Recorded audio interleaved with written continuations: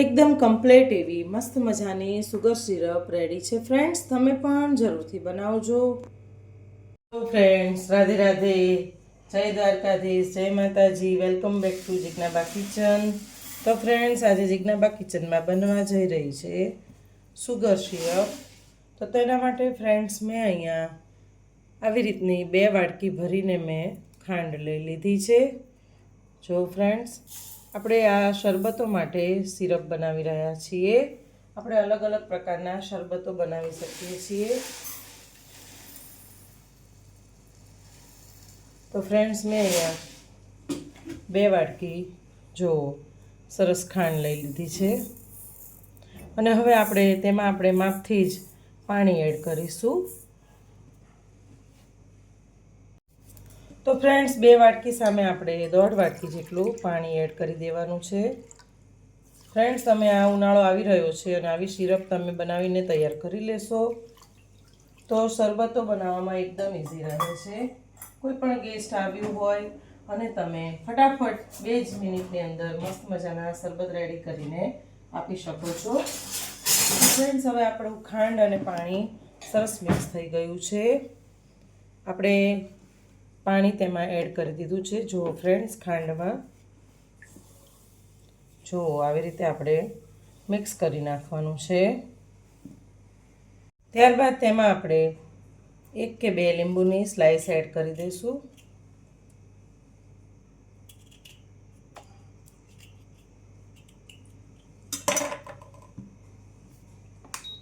અને હવે આપણે ગેસની ફ્લેમ ચાલુ કરી દઈશું. ફ્રેન્ડ્સ, હું વધારે પડતો ઇન્ડક્શનનો જ યુઝ કરું છું, કેમ કે અમારા ઉપર સોલર નખાયેલું છે એટલે અમારે લાઇટ બિલની બહુ ચિંતા હોતી નથી. ફ્રેન્ડ્સ, તમે આવી રીતે પરફેક્ટ માપ સાથે સુગર સિરપ બનાવી લેશો તો ખૂબ જ સરસ ઇઝીલી તમે બધા શરબત બનાવી શકો છો.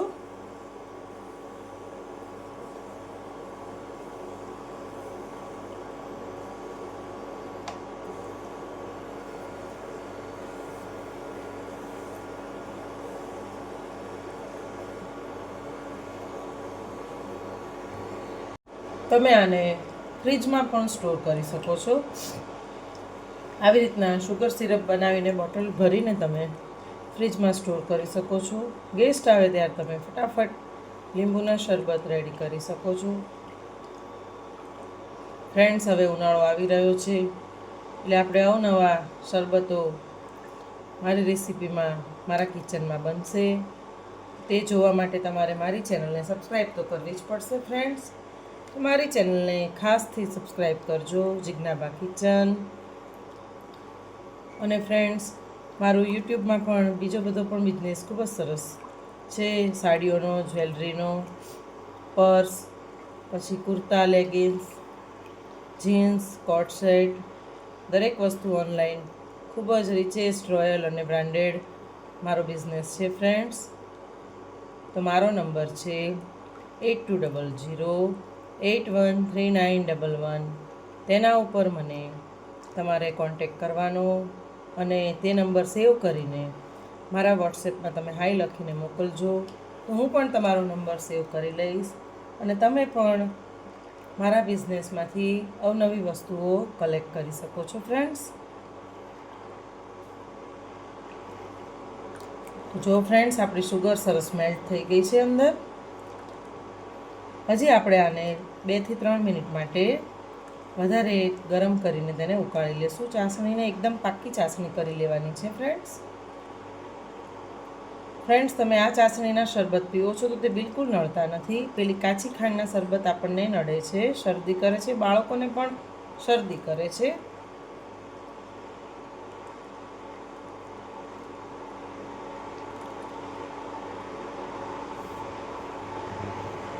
તો ફ્રેન્ડ્સ, જો આપણી ચાસણી મસ્ત મજાની બોઇલ થઈ રહી છે.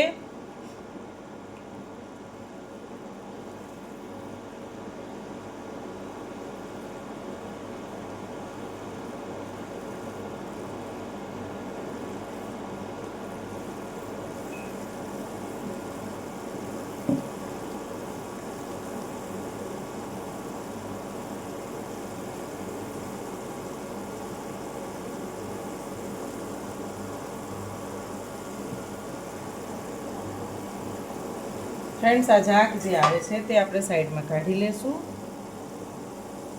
એટલે આપણી ચાસણી એકદમ ક્લીન થઈ જશે.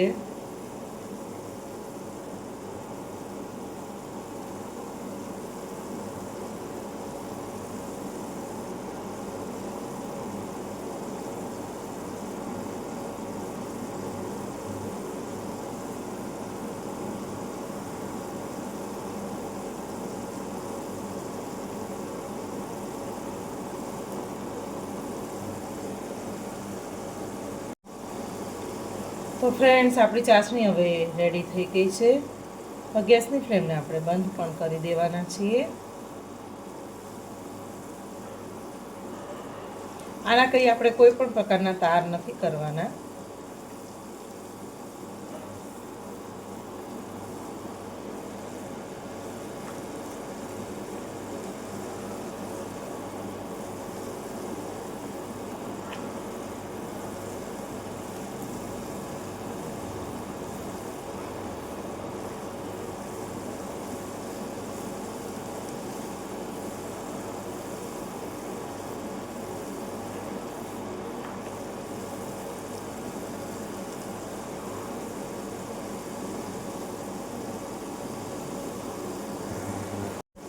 તો ફ્રેન્ડ્સ આપણી સુગર સિરપ સરસ રેડી થઈ ગઈ છે. હવે આપણે ગેસની ફ્લેમને બંધ કરી દઈશું.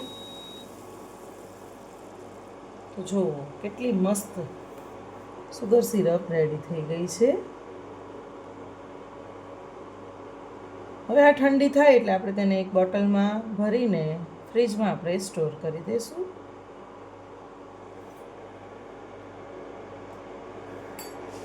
તો ફ્રેન્ડ્સ તૈયાર છે આપણી ચાસણી. હવે તેને આપણે સર્વ કરી લેશું. તો ફ્રેન્ડ્સ તૈયાર છે આપણી સુગર સિરપ. તેમાંથી આપણે જે આ લીંબુની સ્લાઈસ નાખી છે તે કાઢી લેશું.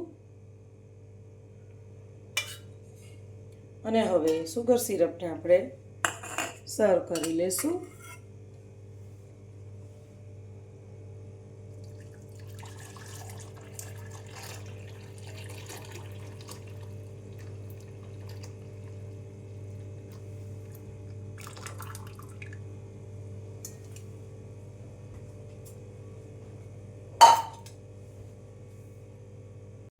તો ફ્રેન્ડ્સ હવે આપણે આપણી ચાસણીમાંથી સરસ મજાનું શરબત રેડી કરીને હું બતાવીશ. તો ફ્રેન્ડ્સ અહીંયા આગળ હું 3 થી 4 ટેબલ સ્પૂન ચાસણી છે તે લઈ લઈશ, જે આપણી સિરપ છે. જો ફ્રેન્ડ્સ,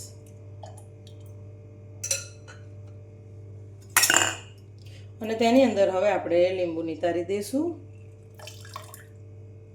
મેં અહીંયા અડધું લીંબુ નિતારી લીધું છે.